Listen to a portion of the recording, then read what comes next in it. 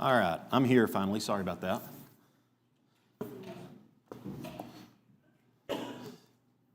I had to go say bye to Brandon and his family. Brandon was the best man at my wedding. He doesn't live here anymore, so I had to go talk to him before they left. So it was good to see them. Let's see, let me get my notes pulled up here. I sound like I'm echoing. Do I sound like I'm echoing to you guys? It may just be me, I don't know. I'll scoot back a little bit. Maybe I won't be in front of the speakers as much. All right, so last week we started a class really talking about the Assyrian Empire. Remember I said that we were going to spend at least the first class going through talking about pure secular history. I know I echoed right then.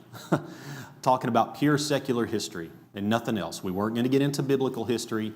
The goal was to split it up into two classes, have the first one be just purely the secular side, then today get into the biblical side. Well, we didn't get quite all the way through last time, so I'm going to finish that up this morning. We're going to start in on the biblical side.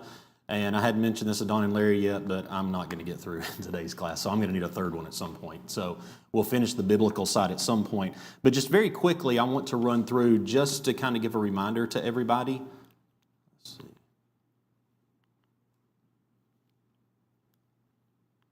There we go. Okay. So a lot of what we know about the Assyrian Empire from a secular standpoint, and again, it's not looking at the biblical side, but it's from archaeological digs. I mean, there's just nothing left of the empire today. So you have these reliefs. Here's some close-up images. It shows a lot of the brutality that you see within the Assyrian Empire. Again, they've got people on stakes that they're carrying through battles. They have them mounted outside their cities, kind of on display. Here, working slaves. This is one, I don't know if you can see in detail here, but they're carrying severed heads and handing to their rulers. So, I mean, it's a very brutal kind of situation. We also talked a little bit, and here's showing some like animals and people that they purposely drown during their military battles. This was neat because they were considered one of the first empires in history to ever start implementing military engineering. And even in this relief, you can see it looks like these men, they're swimming and they've got some kind of bag or apparatus underneath them that they're breathing out of.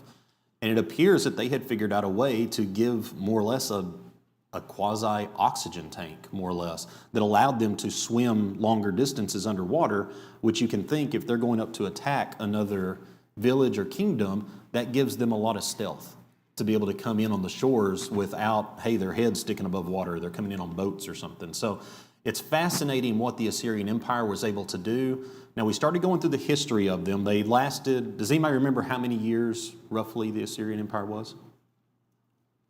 Pretty long. You're talking 1,400 years. All right, so if you think of the earth being roughly 6,000 years old, you're talking what? A quarter of all human history, you had the Assyrian Empire. That's a long time. Now, history breaks the Assyrian Empire up into three sections. So you've got the Old Assyrian period, the Middle Assyrian period, and the Neo-Assyrian period. The Neo-Assyrian period is what we typically think of.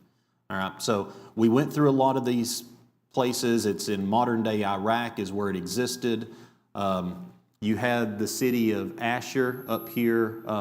And Monty said it's what, 2.5 hours north of Baghdad, roughly, in Iraq. So that's the general area of where it existed in the world. So you've got Egypt over here, and here's your Arabian Peninsula, all in the Mesopotamian area. Very quickly, when we go through, they started as a city-state. You have this Amorite king comes in. He overthrows them. He becomes the first, or as Amorite warrior, he becomes the first true king of the Assyrian Empire, kind of converts it from a city-state over to more of a true kingdom. They get overthrown and they're ruled by some others for a little while. Then you get into the Middle Assyrian period. And does anybody remember what I put this little squiggly line on there for? What was that to kind of indicate? This is a test. Y'all are failing. Oh. It was a sine wave. It was a sine wave, but what was I intending for that to represent? Huh? No, I think Josh may have said it. Yeah, so you had the rise and falls, the kind of peaks and valleys of their empire. So during this Middle Assyrian period, you had a lot of just, hey, we have a great king, we're powerful again, and then they have another king that just kind of fall off. And then they have a great king, and then they just kind of fall off. And I almost liken it to when you're reading through the book of Judges on the children of Israel, their faithfulness to God. It was great, and then it would fall off, and they go to battle. Then it was great again. It's something very similar, but just from a power and king standpoint with the Assyrian Empire. Now we get over into the Neo-Assyrian Empire, and this is where they finally stop this cycle of the ups and downs, and they really start to build their power up to the way that we know their power today. And again, these dates and everything, and we're talking pure secular history here. So you're looking at roughly 1000 BC. Some say that the Neo-Assyrian period starts more around 950 BC, but the Middle Assyrian period ended like 1050 BC, so there's a 100-year gap in there. I mean, I just pushed them up to where I was, okay, if one stops, if the entire empire didn't cease to exist, then it had to have continued somehow. So I just pushed them up to where they meet together. So we focused in on specifically this Neo-Assyrian period. And we started talking through the different kings that showed up. This first one was Ashur-dan II. He was the one that truly stopped this whole up and down in power for the Assyrians. He kind of started to lay the groundwork for what other future Assyrian kings wanted to do. And so he laid the foundation of the empire that we typically read about in Scripture. Then you start having other kings that follow along behind them. This is one I tried to pronounce correctly last time. I think it's Ashurnazarpal II. These are ones, he is one that he built. He started building great cities and was truly a brutal warrior. He's one that stepped in that basically said, hey, you've got two options. You're either going to be an ally with us or we're going to kill you. All right, we're going to come in and wipe you out. There started being some, they called them anti-Assyrian coalitions. Basically, you had these kings that stood up as like, look, we don't want to join them, but we also don't want to be destroyed. So, hey, let's all get together and fight, and let's go and try to fight against the Assyrians. These coalitions and stuff rose up, but they didn't really, they weren't successful. All right. So Ashurnazarpal II built the city of Nimrud, and that's what this is. And so we obviously don't have real pictures of it. This is just archaeologist rendering, but you can see the grand scale and majesty of what this empire really was and how wealthy the Assyrians truly were. They were built on I believe it was the Tigris River, so you had easy trade, and they became very wealthy through a lot of their trade. So they build these massive, massive cities with all this luxury. And so they were more than really just a military. They were the first, history considers them the first true standing professional military to have ever existed, meaning you had soldiers, that was their paid job, was to be soldiers. It wasn't just the farmers and stuff, if we need to go to war, then everybody grab your pitchforks and let's go. They had a true standing military, which is why they were able to train and do things that others couldn't do. Then you have Shalmaneser III come along. He continued a lot of this type stuff. They ended up having a civil war while he was there. Then we got into Tiglath-Pileser III, and this is one, we kind of got through him and stopped a little bit. Do y'all remember he did something very unique in terms of maintaining control with the Assyrian Empire? Y'all remember what we talked about that he did? There was a strategy he used for cities that he overthrew.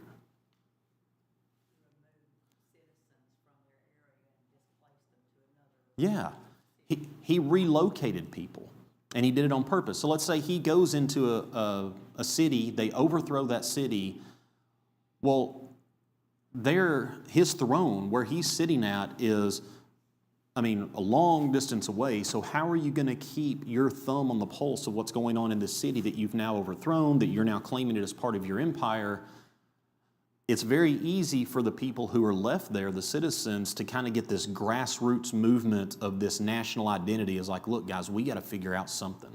We got to get our nation back. We need to get our city back. Well, that's kind of what had caused all their problems previously, and that's where you had these different groups rising up in rebellion against them.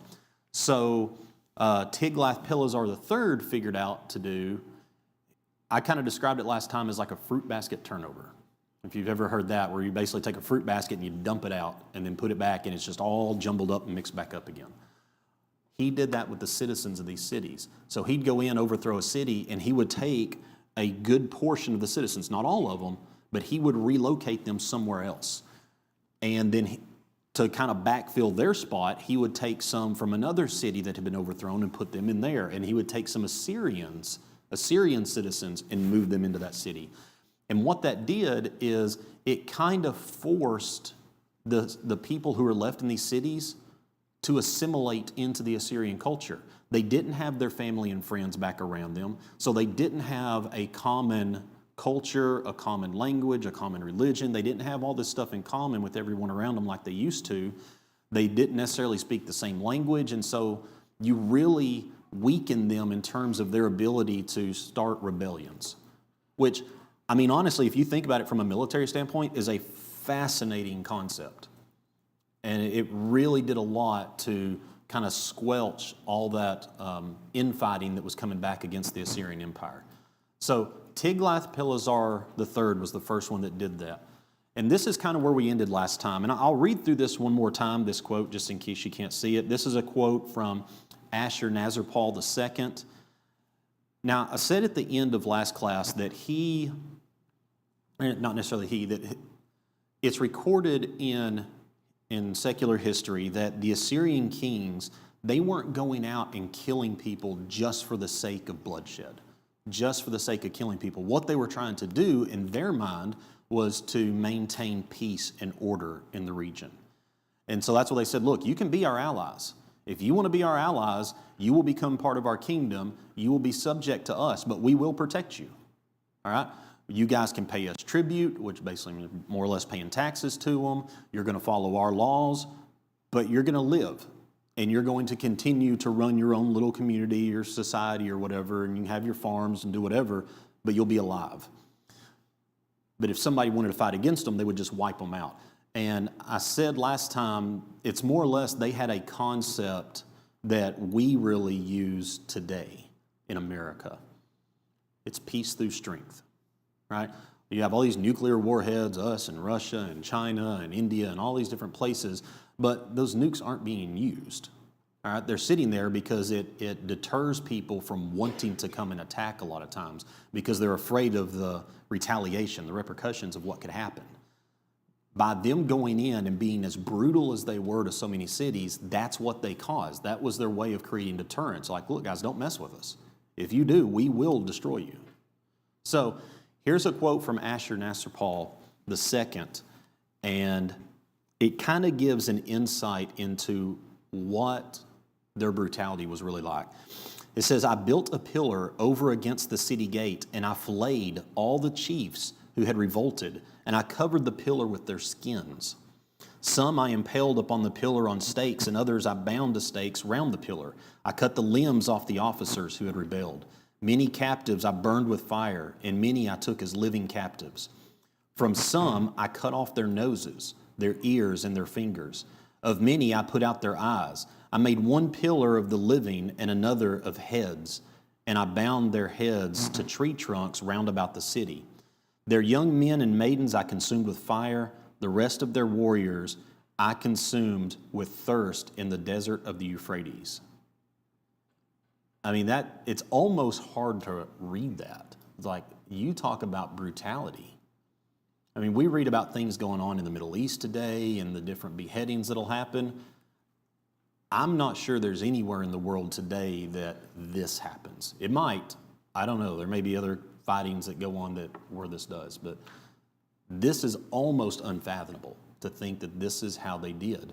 So, thinking back to the way that God thought of the Assyrians and the destruction that was ultimately going to come to them, you can understand now why God had that mindset against them. But at the same time, when God was telling prophets, hey, I'm going to use the Assyrians to come in and punish somebody, they're like, why in the world would you use the Assyrians as one of your tools? It's like you're partnering with brutality to go and do this. And these prophets are questioning God. They're like, why are you doing this, God? Why are you letting them continue this? So that's where I want to pick up. There's just a couple more kings I want us to talk about. Then I'm going to switch over and we're going to start talking about the biblical side of it. So Sargon II. During the reign of Sargon II, the Assyrian territory really began to spread throughout Israel and Judah. Archaeologists say that the overthrow of Israel during Sargon II's reign was actually one of their smaller battles. All right, it wasn't really a big battle from an Assyrian empire standpoint. Now, the overthrow of Israel, in our minds, we think, well, that was huge. Why do you think that we think that? The overthrow of Israel is like, this was a monumental event in history. Israel had never been overthrown if God's still been in the temple. Yeah, well, they'd never been overthrown, but it's recorded in Scripture. So we study about it. And so in our minds, like, man, this is massive. When you look at the scale of the battles that the Assyrians actually fought over their entire length of their empire, to them it was actually considered kind of a small battle. But keep that in mind, because when we switch over to start talking about the biblical timeline and seeing how the Bible ties in with all this, it's fascinating then, if it was actually a small battle to them, why did they struggle so much at certain times of it? They had some issues they had to go through. So, and we'll talk about that some more in here. We might get to it today. It may be the next class we get to it. Now, the relationship between Babylon and Assyria. It's kind of hard to keep them separate sometimes, because Babylon was part of Assyria for a while. Sometimes it was not part of Assyria. So you have this Babylonia, the region of Babylonia. Them and the Assyrians were kind of bitter rivals for a long time. All right, every once in a while, the Assyrians would overthrow Babylon and they would kind of take them in as part of their kingdom. Then Babylonians might rise up against them, and they would pull in Elamites and different ones, and they would attack and fight back, and they would kind of separate themselves from Assyria. So there's a lot of in-battling between the Babylonians and the Assyrians for a long time. They're still bitter enemies, that's right. During the time frame that we've been discussing up to this point, the Assyrians have been the stronger power of the two. So they've ruled Babylonia, that region, for a long time, including conquering the city itself. But Babylon revolted during the reign of Sargon II. All right, and they decided we've had enough of this, and they were led by Chaldean warriors that were living in Babylon at the time. And this occurred right about the same time Assyria was going in and conquering Israel, when Babylon rose up against Assyria. Now, Sargon II, he turned and went to Babylon in full force with the Assyrian army. He's like, I'm not having this. You guys are not going to rise up and try to defeat us. There was a lot of guerrilla warfare that went on. Assyria won the victory. And a lot of Babylonians welcomed him in. And in a way of returning a favor to them, Sargon II began worshiping the main deity in Babylon. His name is Marduk, I think is the way to say it. I'm thinking it's not the big dog you read about in the comics, that Marmaduke. That's what I picture in my head. But Marduk was the main deity in the Babylonians, and he, as the king of Assyria, lived in Babylon for 3 years. All right? So maybe he did it for political reasons, where he's trying to assimilate them into the Assyrian culture as much as possible, to say, hey, look, we like you guys, we want you to be part of us. He actually builds a new capital city for Assyria. Remember, what was the capital up to this point? You remember? Huh? Not Nineveh yet. Nineveh existed, but it was Ashur. That's really kind of where everything started for Assyria. That was the Assyrian god. Ashur, they believed, was a god of war and stuff, and they named the city after him. So Sargon II begins to build a new capital called Dur-Sharrukin, I think is how you say it, which literally is translated Fort Sargon. So he built the city after himself, obviously. It took 10 years to build it, and 2 years later he died in battle. What happens next really kind of drives a lot of things that ends up in the remaining part of the Assyrian Empire. And it's very interesting, and a lot of it is based on their religion and superstition.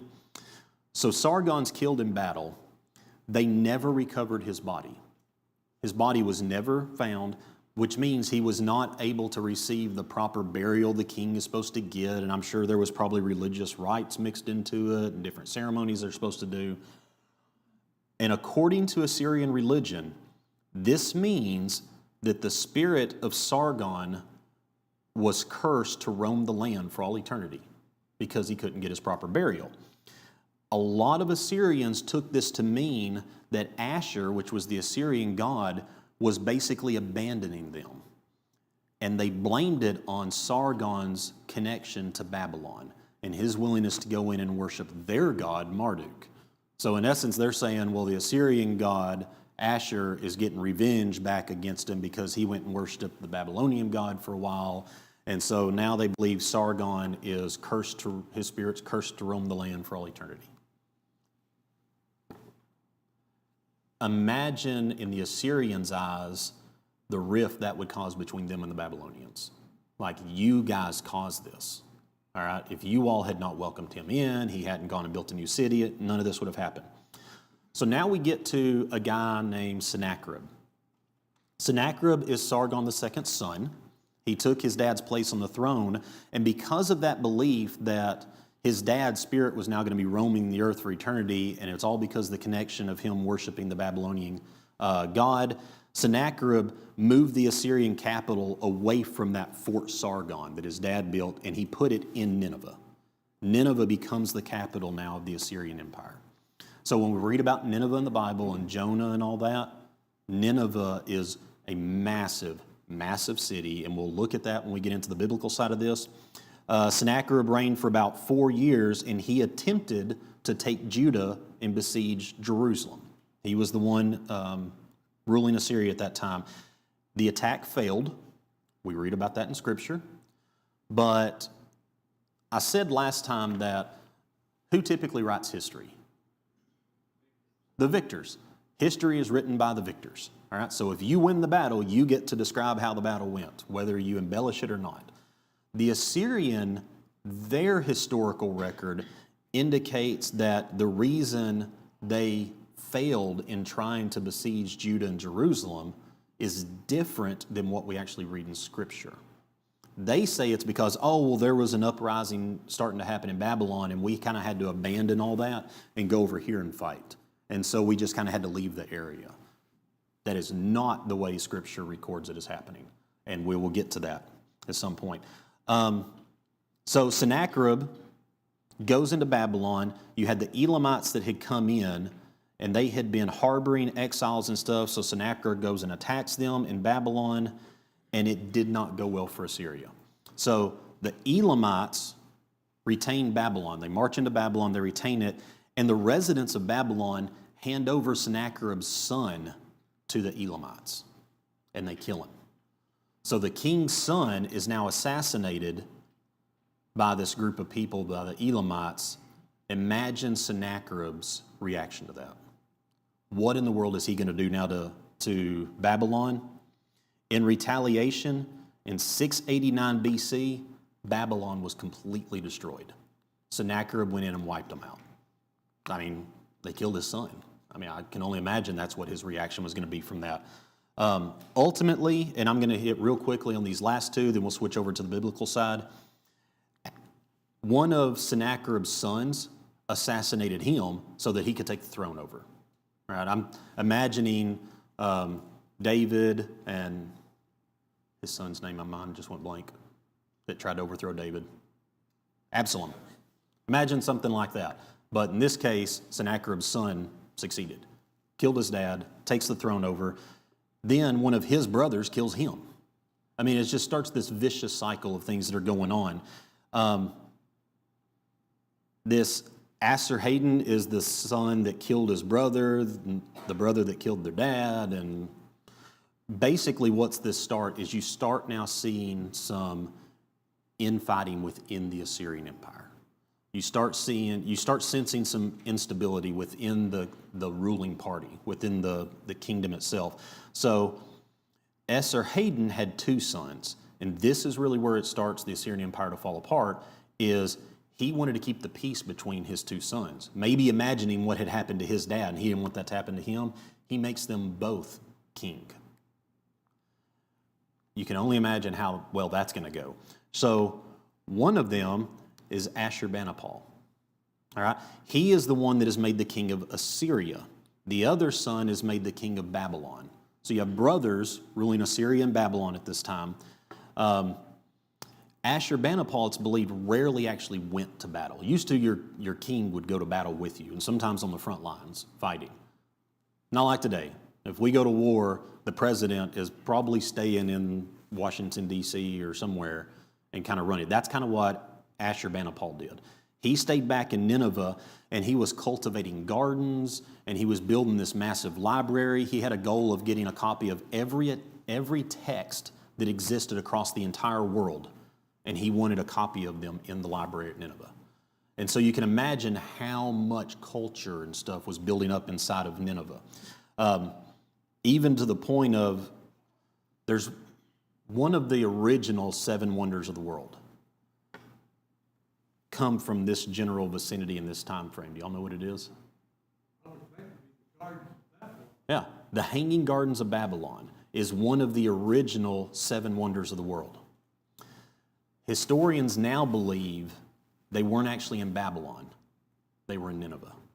So it's probably from Ashurbanipal doing all this work in Nineveh and building it up and creating these lavish gardens. They had zoos where they were bringing in animals from outside for people to come look at, just like we'd have a zoo today, that historians today believe the Hanging Gardens of Babylon were actually in Nineveh, which would be what Ashurbanipal had done. So very quickly, I'll wrap this up. His brother that was in Babylon started to kind of rise up his own little army that he wanted to fight against them. These brothers are now going to fight each other.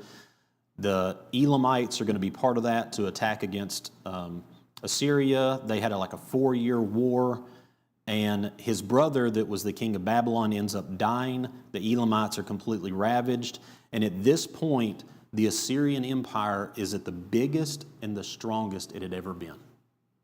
Think about that for a minute. So right here, Assyria is the biggest, most powerful they've ever been in their entire 1,400-year history. And they end right here. By here, there's no record of their existence anywhere on the planet.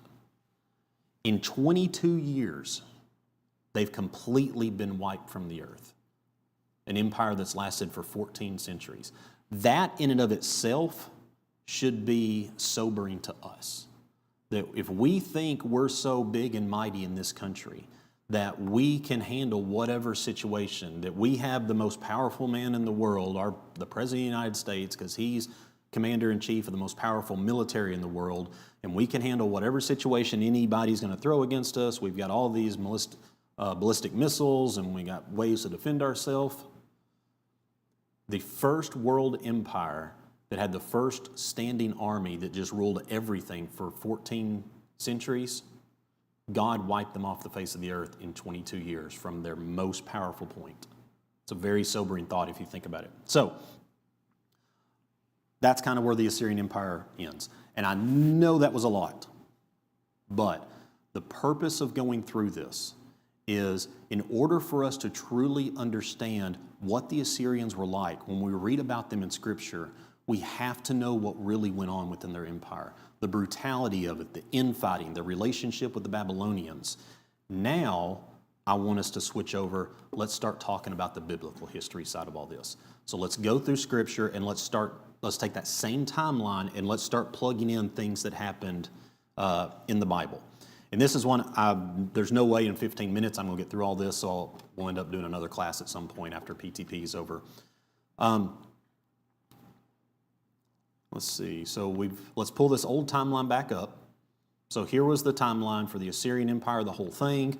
I'm going to throw the names and stuff back up there. I apologize, I know this is really small, but I'll point to the specific things, but that's the timeline that we just looked at. Below this now, I'm going to start plugging in the biblical side of it.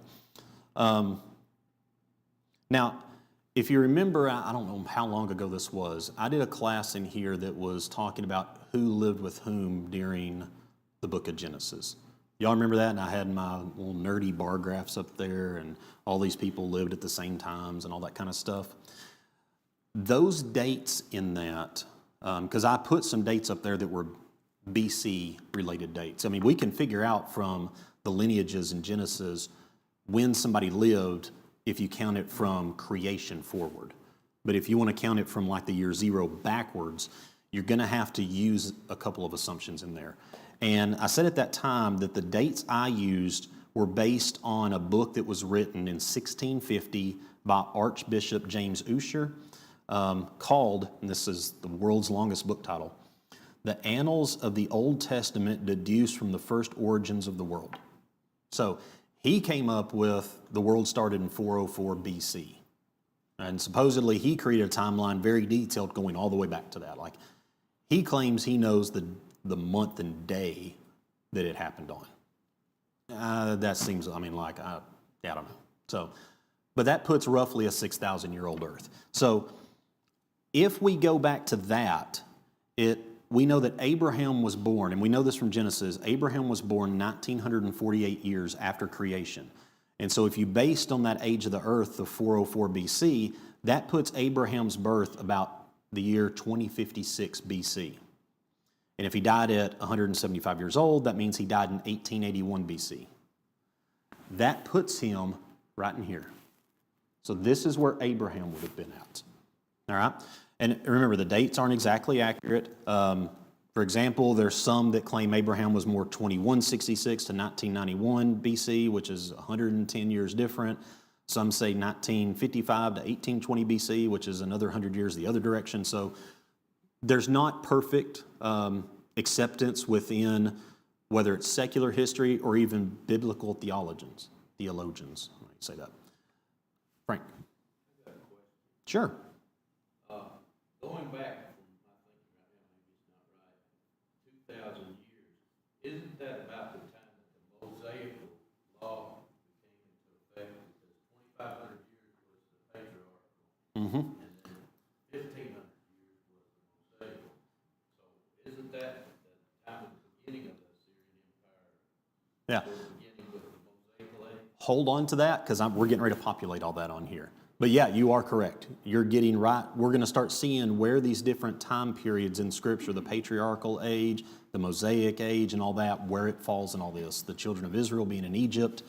But talking about the different dates, I say that to say if you go home and you pull this up, which I don't know why you would, but you pull it up and you want to watch it and be like, hey, I've got a book over here that uses a different date. Understand there's not general consensus in the historical world about when these dates actually hit. But it doesn't change really any of the stuff we're getting ready to talk about. So if we go back to start reading about the first times that Assyria is mentioned in Scripture, Genesis chapter 2, verse 14. This is a section, remember, who wrote Genesis? Moses wrote Genesis. Was Moses there at creation? No. So obviously he's writing about things that had happened previously when he wasn't alive.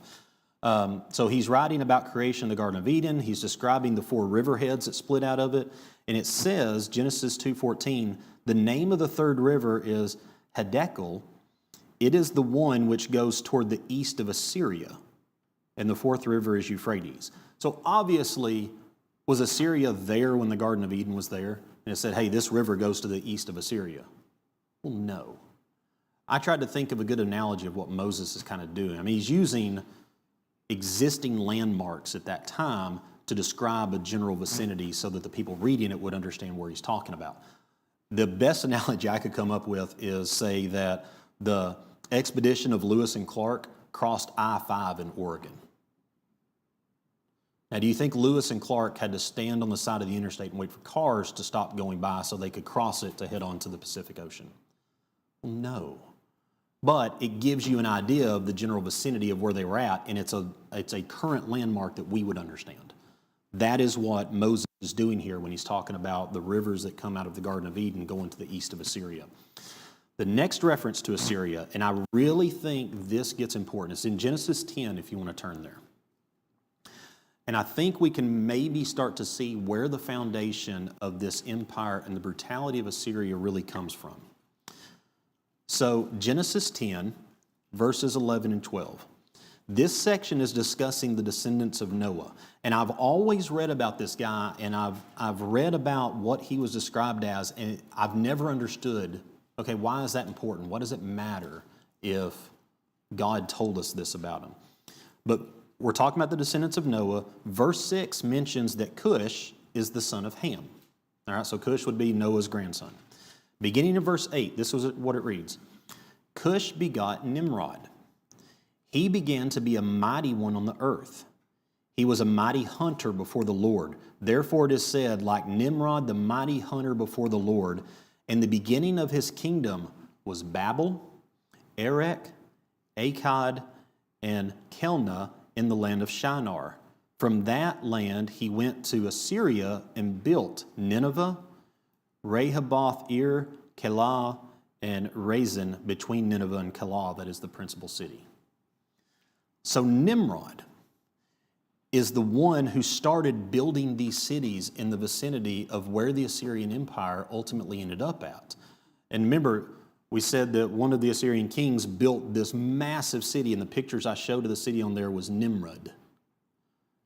Maybe they were doing like a reference back to the guy who kind of started building all the stuff. Like we would name a city after a former president or something like that. That may be where the name Nimrod come from, was Nimrod here. How is Nimrod described in this passage? He's a mighty one. He's a mighty hunter. A hunter of men.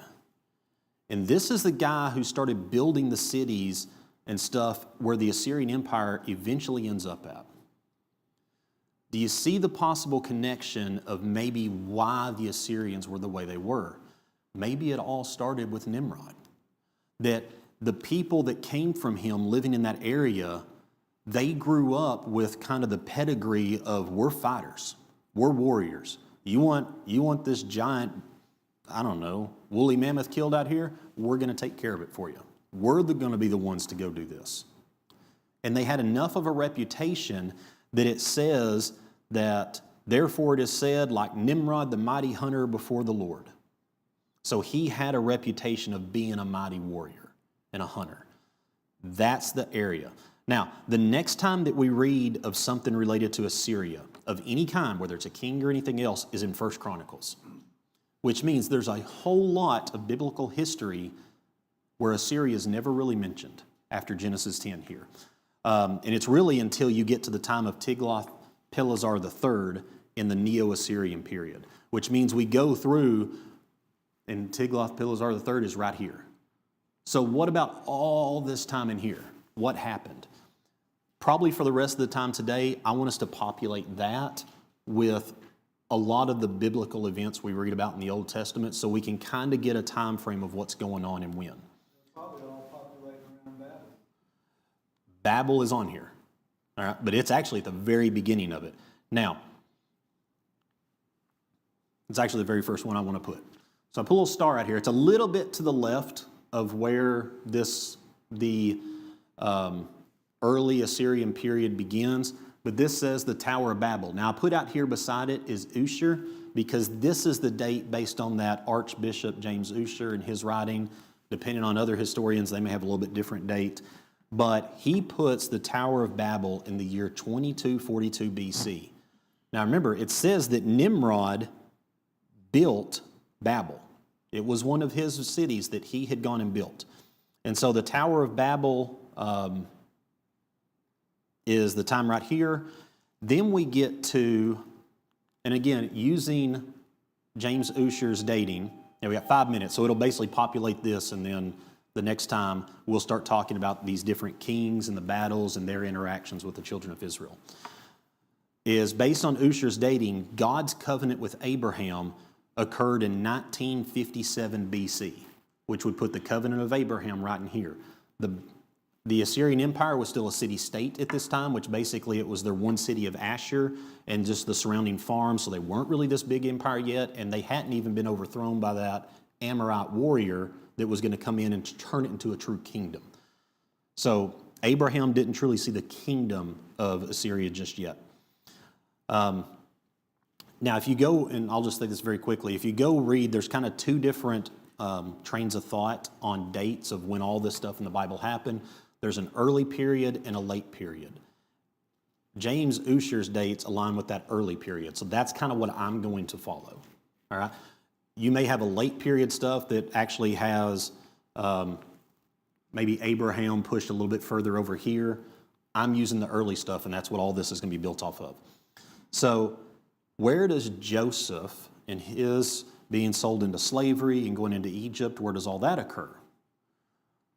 Joseph being sold as a slave into Egypt, using that dating, he was sold in 1898 BC. Now, based on Joseph being 17 years old at the time, we know that from Genesis 37:2, and then knowing he was 30 when Pharaoh started to put him over Egypt. So it's 13 years after he got there. Genesis 41:46 tells us that. That means the arrival of Jacob and the rest of his sons in Egypt occurred in 1876 BC. So around roughly about this time frame is when you have basically Israel and the 12 sons moving into Egypt and living there. God moves them out of there for their protection, so he's going to grow a nation while they're in Egypt. Yep. They get quite large while they're in Egypt. And so based on that date of Joseph going into Egypt, we can determine from the exodus from Egypt being led by Moses. That would be the year 1446 BC, which would put right here the time that the children of Israel leave Egypt. So basically this almost entire early Assyrian period, the children of Israel, you went from Abraham up until them leaving Egypt. All right. Now, how do we come up with that date? Does anybody know how we can figure out if we know this date, we also know this date? The Bible tells us. Exodus 12, verses 40 and 41, it says, "Now the sojourn of Israel who lived in Egypt was 430 years. And it came to pass at the end of 430 years, on that very same day, it came to pass that all the armies of the Lord went out of the land of Egypt." So that means if Jacob and his sons arrived in 1876 BC, their ancestors remained in Egypt for 430 years, they leave at 1446 BC. So what does that mean? When does that mean that the children of Israel entered the promised land? If it was 1446 BC. How long did it take the children of Israel to get from Egypt to Canaan? 40 years, because they had the 40 years wilderness wandering. So that means the children of Israel would have entered Canaan 1406 BC. Right in this time frame. Now, just to keep it from getting too cluttered on the timeline, I'm not going to put everything on here. The conquest of the lands of Canaan took about 7 years to happen. We can get that from Deuteronomy 2:14, knowing that they wandered for another 38 years after the spies were sent into the land. Caleb said in Joshua 14:10 it had been 45 years since the wilderness wandering began, so we can kind of get the timing on that. So just from that, we estimate around 1399 BC, Joshua's finished leading the armies of the children of Israel in Canaan, and they've conquered all the stuff. Now, did they conquer everything they were supposed to have conquered? No. But they had completed what they were going to do by that point. And so Scripture tells us they left a lot of different groups of people there that they were supposed to have overthrown. That's what causes a lot of their issues coming up. We have the death of Joshua happening in 1376 BC. So everything we've talked about so far, from the Tower of Babel all the way up to the conquest of Canaan, ending at the death of Joshua, what time period of the Assyrians has all this occurred in? It's the early part, right? This is when they weren't really a massive empire, but they're just getting the foundations laid. And I'll stop at this. What period comes next? Well, the Middle Assyrian, but in the Bible, what comes after the death of Joshua? The period of the what? The Judges. Just to get a preview of it, look at the time frame of the period of the Judges. almost exactly the time frame of the Middle Assyrian period. That's your homework before next time, is see if you can think of why God would lay it out that way, that it happened like that. Thank you for your attention.